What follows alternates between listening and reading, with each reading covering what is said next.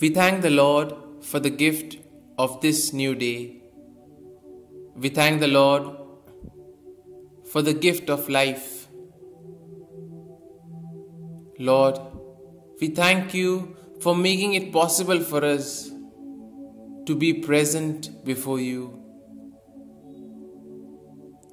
As we gather, Lord, we ask you to heal us. As we surrender our entire selves to you, we ask you, Lord, to protect us and guide us. We place ourselves into your hands. We allow you, Lord, to work in and through us so that we may become good instruments, that we may become instruments that proclaim your word, that proclaim your teachings. And Lord, as we spend this time with you, we ask you to be with us always, to guide us and to protect us. At the same time, Lord, we want to give 100%. We want to make sure that at this time we have dedicated our time entirely to you. And so, Lord, we ask you to help us with the temptations, with the thoughts that distract us during this time. There may be a number of thoughts, a number of feelings that are arising in our minds right now. Let us ask the Lord to calm them. Let us place these thoughts, these worries, these anxieties, these feelings of anger, resentment. Let us place them at the feet of the Lord, and let us ask the Lord to take care of them. At the same time, we shall also remember all those who have asked us to pray for them. We shall also pray for ourselves and for our intentions. And as we enter into this prayer, reflecting on the gospel of the day, let us ask the Lord to bless us so that He may enlighten us, so that we may understand what Jesus wants to communicate to us today. And with this, let us enter in a silent way in this gospel passage, reflecting and ruminating over it. In today's gospel passage, Jesus highlights that He is the way, the truth, and the life. And we can ask ourselves, in what ways do we know that Jesus is the way?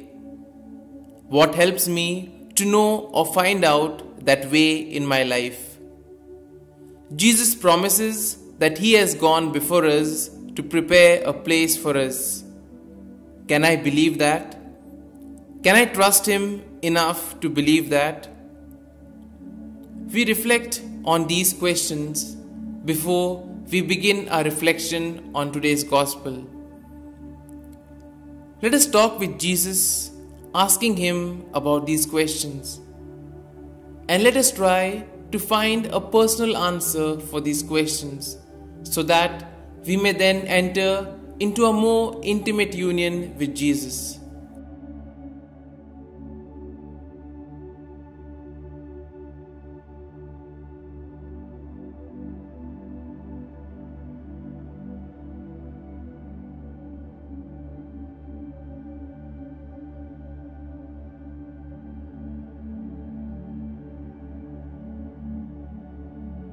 We imagine Jesus sitting with us where we are at this moment, and we hear Him saying to us, "Do not let your heart be troubled."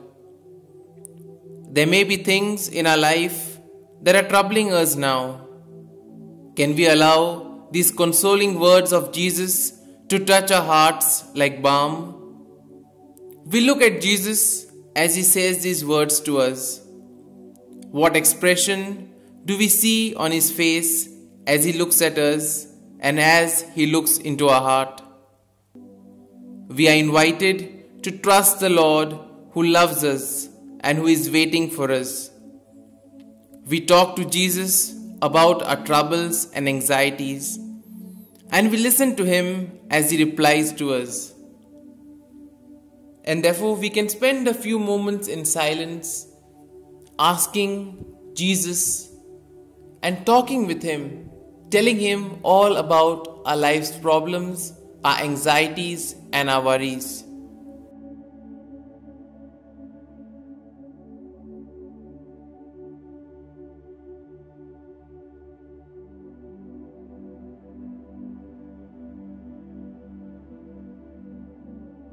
It is utterly astounding that the night before He will be executed in horrific, brutal fashion, Jesus is comforting and consoling His friends.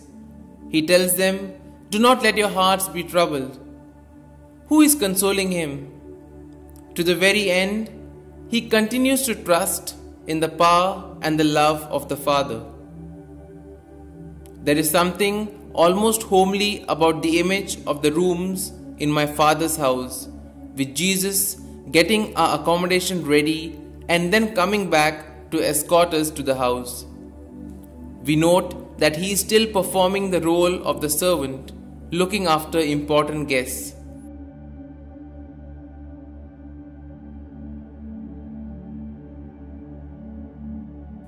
We begin the reading of the last discourse of Jesus. It gathers material from His discourse at the Last Supper and material from His public life. It is a discourse addressed to His followers. In the Gospel of John, He usually addressed His discourses to a less than friendly audience. These words of Jesus are a gift that with Him we have the deepest personal security in life, knowing that all can be found in Him. We listen to the discourse as addressed to us directly.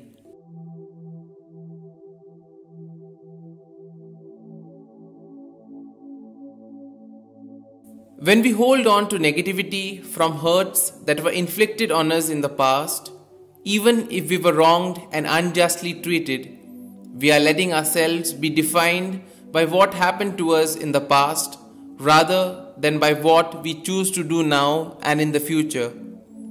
This is a crucial choice that hugely determines the quality of our lives. We pray for the grace and wisdom to let go of negativity from past events and to choose to be defined by what we will do now and in the future. We step into the scene of today's scripture and see Jesus with His closest friends as He breaks the news to them that He has only a few hours left to live. We see their shock and bewilderment and their anticipatory grief. He tries to console them, stressing that the loss of His physical presence is not the end of life, but that He will still be with them in a different form. We are spiritual beings having a human experience, not human beings having a spiritual experience. This is what Teilhard de Chardin reminds us. The spiritual embraces and transcends the human dimension of our lives.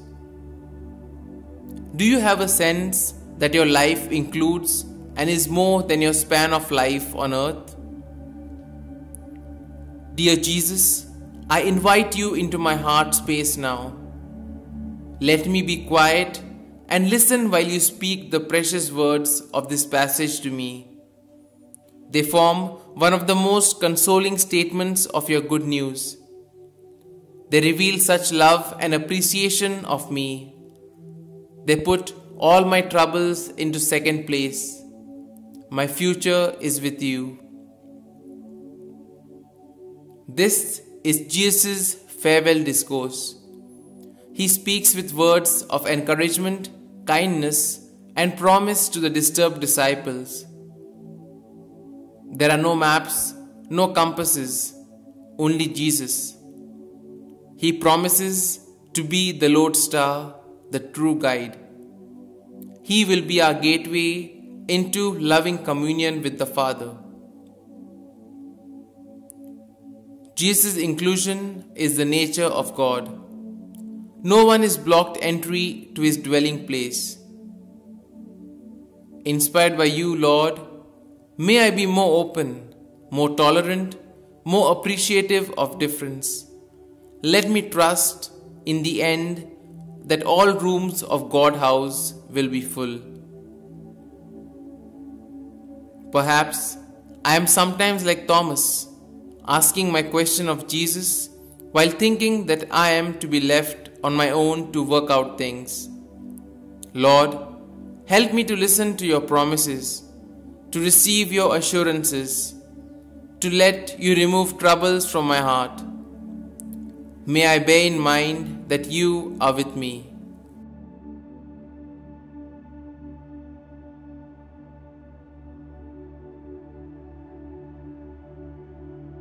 Jesus knows that we do experience many heartaches. He sympathizes with us. He says, "Do not let your hearts be troubled." He is full of encouragement. Though all sorts of things go wrong for us, we are not abandoned. We are destined for a blessed future because He will come again and take us to Himself. Lord, I often wonder what way to go in life. May I always turn to you for guidance, and whatever way I choose, may I try to live out of your commandment to love. One of the big identity statements of Jesus is in the words of the gospel. Without any ifs or buts, He declares Himself as the way, truth, and life. God is accessible through Him because He is God. These words are a gift that with Him we have the deepest personal security in life, knowing all can be found in Him. Jesus brings inner peace, even in the face of His impending death and what they will have to endure in the world. He does not want their hearts to be troubled. He wants them to be at peace because He will not abandon them. He does not abandon us. He is the way. Where He goes, we follow. He is the truth. All other claims to truth are measured by Him. He is the life. We have true life in us, the spring of water welling up into everlasting life through Him. And having reflected on this gospel passage, where Jesus consoles us just as He consoles His disciples, we ask the Lord to console us in our lives. We may have many problems, many difficulties in our lives. At this very moment, there may be feelings of anxiety, restlessness. There may be various thoughts which take us away from the Lord. We ask the Lord to help us and guide us to deal with this. Jesus promises us that one day everything will be okay. And therefore, as He consoles us, let us allow ourselves to be consoled by these consoling words of Jesus. And with full trust and confidence in Him, let us now place our prayers and petitions to Him.